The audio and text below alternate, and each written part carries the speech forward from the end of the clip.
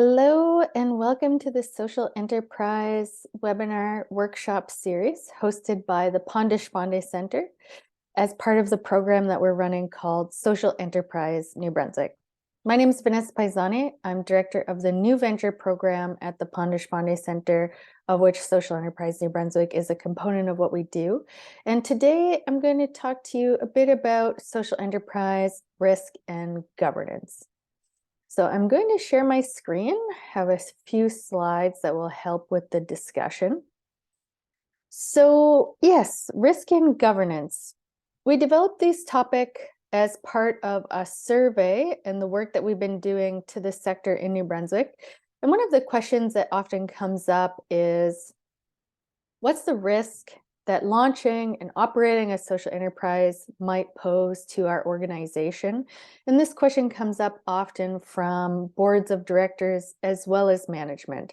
And so both of those seats at the table or roles within the organizations have concerns, responsibilities, fiduciary duties towards the organization as it relates to, of course, risk and governance.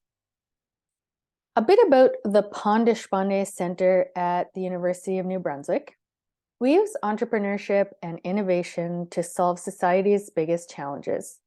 Our strategic goals are to build the next generation of social entrepreneurs and to expand our impact of social innovation. So, what does that mean? For me, that means when we're thinking about building the next generation of social entrepreneurs, so entrepreneurship or being entrepreneurial involves using a means to solve a challenge that's occurring in today's society.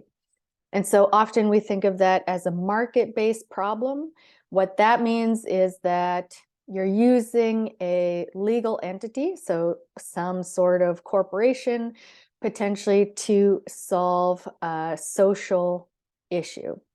So as the economy evolves, and I think that this is changing, there's lots of different ways people and organizations can do that. And I don't want to say that to be an entrepreneur, you have to own or have a share or be in let's say a corporation, or you have to be on the board of a community organization or a stakeholder. There's lots of different ways that you can be entrepreneurial. I'm just trying to put a frame around what it is that how we're defining social entrepreneurs. And we'll get into that in a bit more detail in the next slide.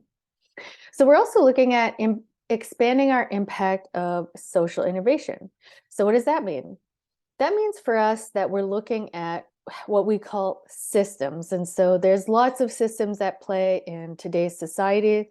One of the ones that we're working on at a high level right now is early childhood education in Atlantic Canada. And so what that means is our team developed a social lab where we brought people that are working in this space together to look at the system, ask, what are the current challenges? And related to that, what are the current opportunities to help us address some of those challenges in that bigger system? And I think we could all agree that early childhood education is the foundation of the future of our society. So obviously it's very important. And then the way that we're solving those challenges that are coming up in that system, sometimes we just need to bring those to light so that we can talk about them and address them in a way where we have the chance to discuss, have dialogue, and reflect. One of the ways I think about this is if we think about, sometimes we think about systems or problems as an iceberg. And so an iceberg might have something like 10 or 20% above the surface, and the rest of that big ice mass is floating below the surface, let's say 80%. And so in social innovation, what it allows us to do is to use a framework or a methodology to say, what's sitting above the surface of this system or problem or challenge, whatever it is that we're looking at. And then also take the time to ask ourselves, what's below the surface? How is this contributing to what we're seeing above the surface? And then how can we address some of those challenges and opportunities that arise through really taking the time to understand and analyze the system from the people that are deeply impacted by it. And so there's a lot of engagement of people in all of these strategic goals that the Pond-Deshpande has set and is working towards.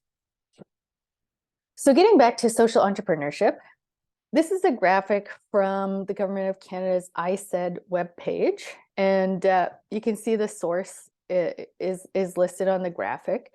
And today, in terms of social enterprise, we're going to be focused on the left-hand side of the spectrum, though I will also briefly talk about the right-hand side of the spectrum.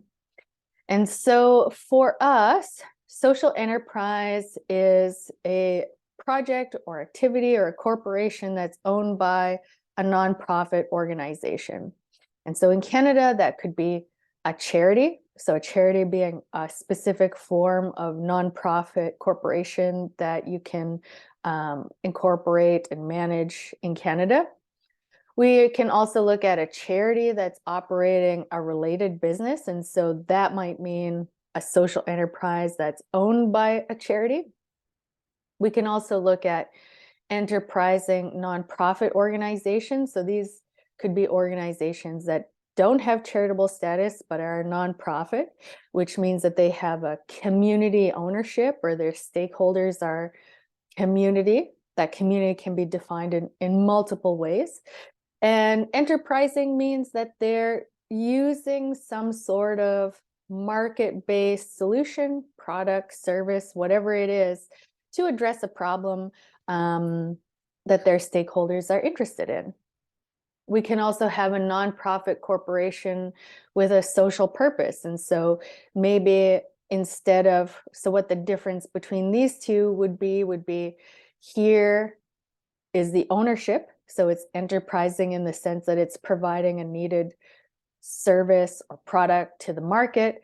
And here we have a nonprofit organization, so similar ownership structure, but it by its nature has a social purpose. And so there's some nuance there. There's, you know, as you can see, this is on a spectrum. So as you're thinking about where your organization sits on here, there's no right or wrong answer. It's just, does it make sense to you and your stakeholders as well? In the middle, you'll see that we have co-op corporations with social purpose. And so this is sitting in the middle because you can incorporate or register a co-op that is either nonprofit or for-profit. And so if we were to draw a line down the middle, to the left, there'd be nonprofit co-ops, and to the right, we'd have for-profit co-ops. So as I mentioned, the rest of this presentation will be talking about nonprofits, but I do want to just briefly touch on for-profit social enterprise.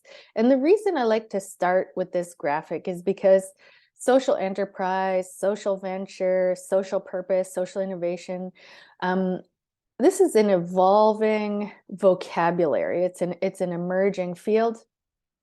It's something that is the language that people are using is evolving, and people all over the world, you know, in English and also other languages are trying to agree on, you know, what does this mean? And that's just a normal part of language evolution. And so I like to start this from the perspective of the Pond-Deshpande Center so that we watching this, we at this webinar, we doing this work, can at least agree what this means for us. And, you know, if that changes at a future point, then that's okay too, right?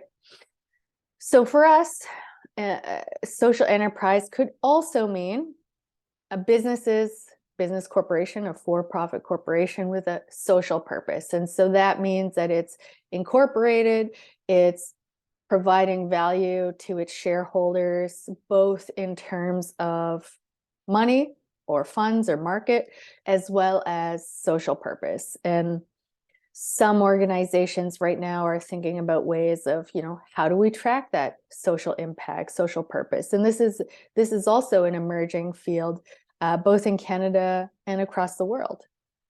We also can have socially responsible business corporations, and you might have heard the term ESG, or environmental, social, and governance. These are components of, as organizations or businesses move to become socially responsible, there's becoming standardized ways for people to track and report on this.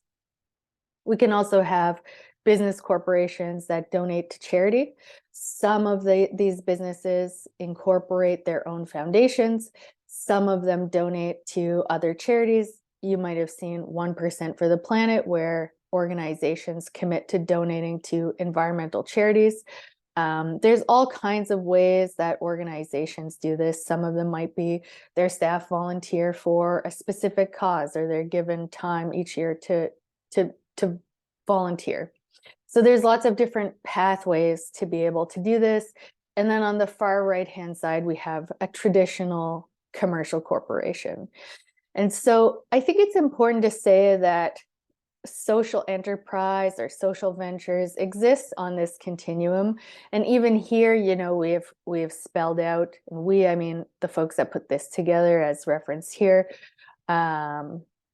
you know, even within this spectrum, there's specific words in certain categories, but organizations can fall all along this spectrum. And the most important thing is for you, as someone who is directing or leading or managing the nonprofit corporation that you're involved with, is to understand for yourself, as leadership and management, and ideally at the board level, for you all to have a common agreement on what type of organization you folks are. So as I mentioned, for us at Social Enterprise New Brunswick, an initiative of the Pond-Deshpande Center, a social enterprise is a revenue-generating product or corporation that's owned or operated by a nonprofit. And that nonprofit could either be a nonprofit or a charity. In the first webinar of this series in 2023, I did an introduction to social enterprise, and I referenced a book that I had the chance to read this year from two Canadian CEOs who've had different roles in nonprofits and charities in Canada over the years. And it's called You're It, Shared Wisdom for Successfully Leading Organizations. And I really like how they spelled out the different sources of revenue for a nonprofit, and I wanted to revisit it here in this webinar. So one of the ones that we, of course, are probably the most familiar with for nonprofits is government funding. And so government can often be a partner with the community sector to deliver services and create community impact. And so a different way to think about this is, how is government investing in the community sector to create these outcomes? And it becomes a partnership, right? Nonprofits can also sell membership to their organizations, and that membership can create value. There's lots of examples of this in New Brunswick and more broadly across the country, both at a national level, community level, provincial level, regional level. So lots of different nonprofits who are selling various types of memberships as well. Organizations can also launch special events. So this might be runs that organizations are doing. So we're getting up, we're approaching run season. Many organizations will sell a run to individuals, and those individuals can either pay to participate in the run and may get a charitable donation receipt if it's for a charity, or they're encouraged to fundraise above that registration fee, and then all of that money then, you know, above the cost to run the event, then goes into the cause. Other types of special events are galas or fundraisers, dinners, multiple types of special events that you can run. Organizations can also sell sponsorships or partnerships for different events that they're running or different services that they're providing. They can solicit gifts and donations. And so in the book, they talk about the fact that for charities, a lot of major gifts are still one of the main ways to achieve their mission. And so development or asking for gifts and developing those partnerships to be able to create a win-win situation for major gifts is still a major way that organizations in the nonprofit and charitable sector are doing their work. Social enterprise is a specific way that nonprofits can also source revenue. And, because of this, because it's in some ways ancillary to the traditional way we've thought about nonprofits.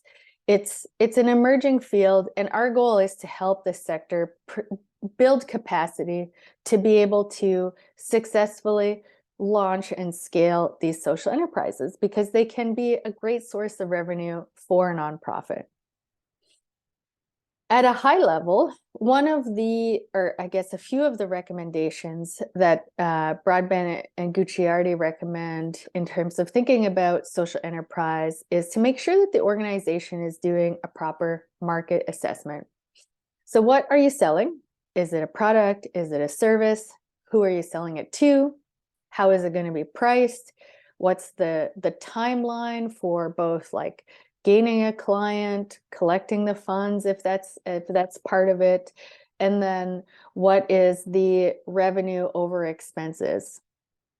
As you think about that revenue over expenses, as we get into thinking about risk and governance, how is that money going to be transferred to the mission from the social enterprise? Is it going to have to move through different corporations? Does it just get reallocated in the accounting system? There's all kinds of considerations to think about there as well. They also encourage organizations to ask, is the social enterprise properly capitalized? So what that means is, does the organizations have the funds to be able to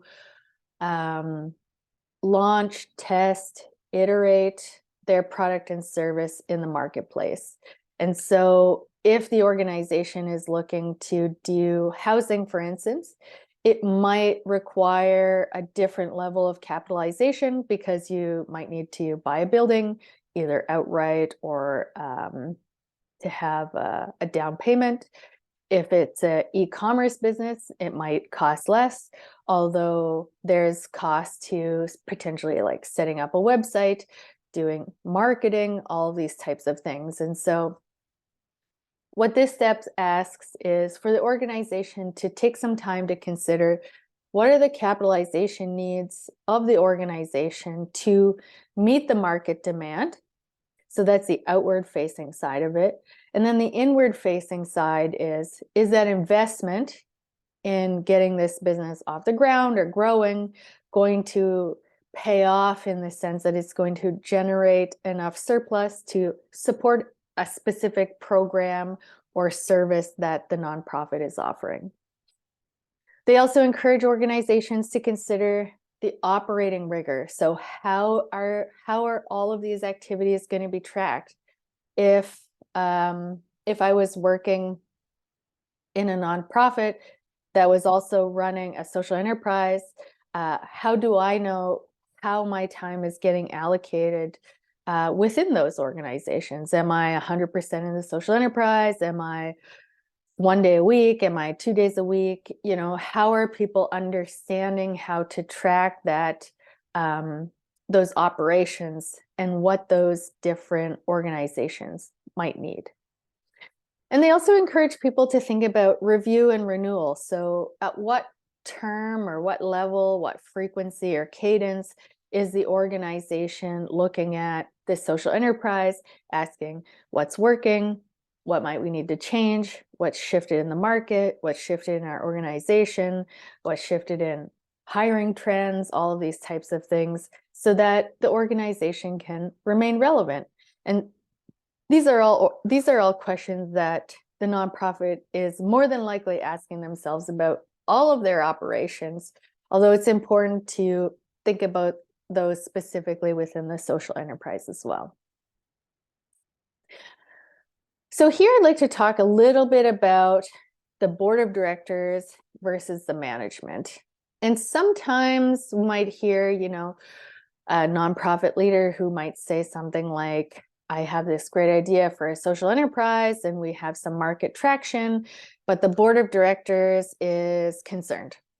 And so this is why, as we think about risk and governance, it becomes very important for any social enterprise, especially at the early days and its development, to really be a partnership between the board of directors and the management. So for me, what that means is the board of directors is more than likely, unless they're an operational board, a governance board. What that means is they're setting the strategic direction of the organization, potentially some of the goals, where the organization wants to be in a couple of years, what those high-level strategic targets and objectives might be. But they're not getting into how that's going to be delivered, which is the management's role. And so as you think about those two, let's call it like the 30,000 foot and the 10,000 foot level. So between those is where the board and management negotiate and try to understand, what are the elements that we need to figure out to be able to accomplish these strategic objectives. And so some questions that the board of directors might ask as a social enterprise idea comes up might sound like, is this mission aligned? So is this social enterprise idea going to be aligned with the mission or the mandate that we have agreed on? Because at the end of the day, the board of directors represents the community or the stakeholders that the nonprofit organization is meant to serve. And so if it does fit the mission and the mandate, and it's charitable, a board might also ask, does this fit into our charitable objects? And so these are the objects that CRA looks at and approves to have an organization become a registered charity in Canada. They're available on the CRA Charities Directorate for people to review. And so if the organization is a charity and the social enterprise fits in the charitable objects, great. And if it doesn't fit in the charitable objects, that might be when an organization wants to engage legal counsel for advice in understanding, do we have to set up a separate corporation? What does it mean for these activities? All of these types of things. And so today, this is just meant as an overview. I'm not a lawyer. I'm not a certified insurance professional.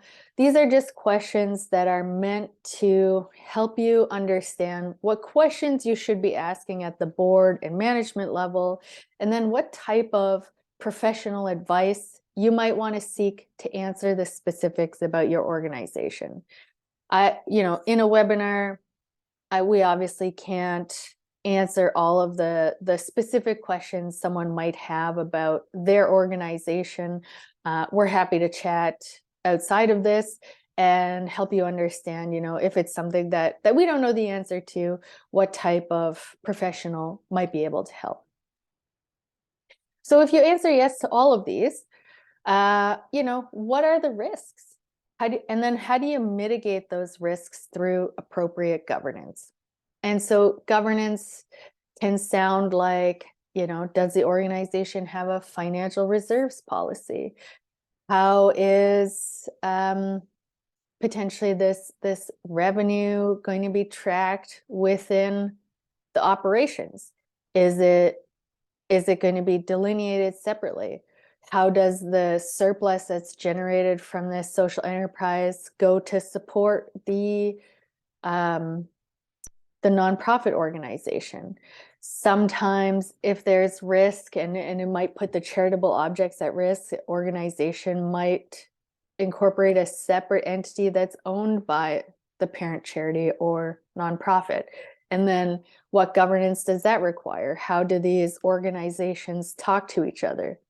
At the end of the day, the board the board is meant to direct that corporation under the law. And so, you know, how do these various organizations talk to each other, which is what governance is meant to help with.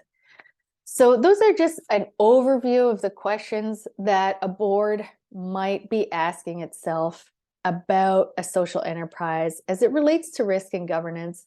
And I think an important point here to say is also, as an organization or as a board weighs the risk of a social enterprise in their operations and strategic direction, of course, it's beneficial to weigh the opportunity as well, because an organization's not going to be assessing a social enterprise unless there's an opportunity to that as well. And so as an organization weighs the opportunity to the risk, there's always going to be a small amount of risk. Governance can help you mitigate that risk. And then throughout, as the organization or the social enterprise continues to grow over time, how do you as a board of directors want to keep an eye or a pulse on that? What type of reports do you want from management? So these are just questions that allow you to consider the opportunity of a social enterprise, and then how you as a board want to keep a pulse on that. At the management level, as it relates to risk and governance, some of the questions management starts to ask after there's, you know, an agreement or the opportunity that has been identified to do a social enterprise, management might start to ask themselves, how do we fund the launch and testing of the enterprise? Where does this money come from? Do we need money to secure a building?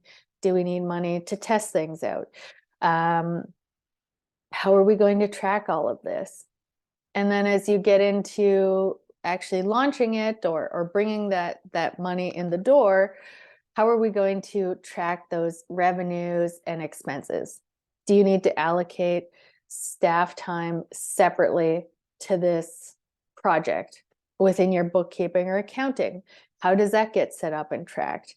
You know, do you need to talk to your insurance provider about this new line of, I'll call it line of business, but let's call it activity that the organization is running? So how are you tracking all of that at the end of the year, or even at the end of the quarter, the end of the week, whatever cadence makes the most sense for your organization? It gives you the chance to track both its performance and ask yourself, you know, what's working, what's not working, how do we continue to iterate and grow this social enterprise to both have the dual impact that we're meeting our mission in whatever way that is, and generate some surplus to support an activity within the nonprofit. So where is this generated surplus going? Is it going to a specific program that you're running? You know, if it's not, then you might want to consider, like, you know, this social enterprise is used to support this impact that we're generating in the community. And that also can help in your marketing, because people want to support organizations that have a social purpose. And if that's already deeply embedded into how you're doing business, then you might want to consider how you tell that story.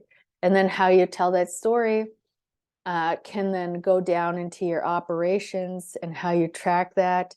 And then you can report on that both to your board, your staff, your customers, your stakeholders, your community.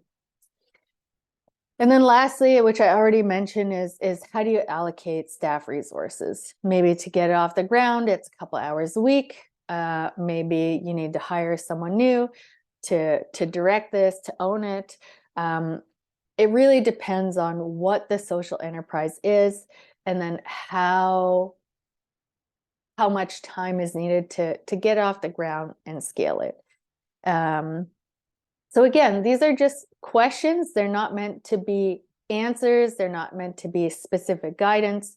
They're just a list of questions from a board of director and management level that organizations can begin to ask themselves as it relates to risk and governance. And so how How do organizations identify risk associated with social enterprise?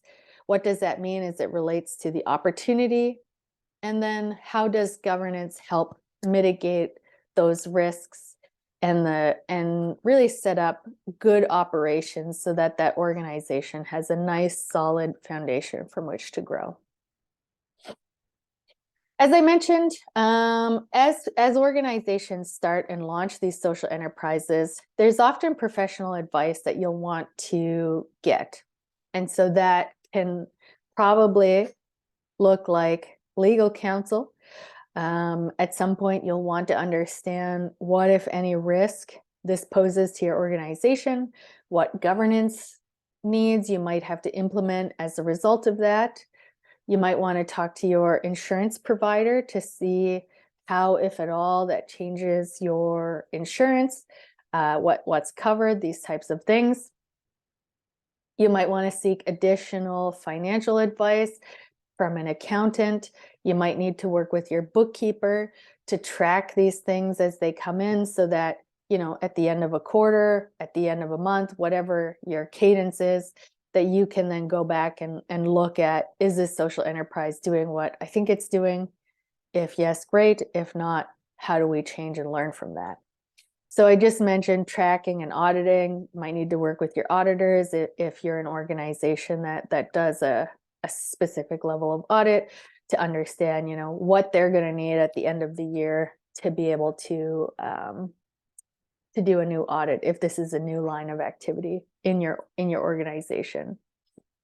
If it's a new social enterprise or you're looking to grow, you might consider engaging someone on business planning. And as it relates to finance here, they might help you evaluate the risk benefit of taking on loans or different type of financial instruments to help your organization grow and achieve the impact that it wants.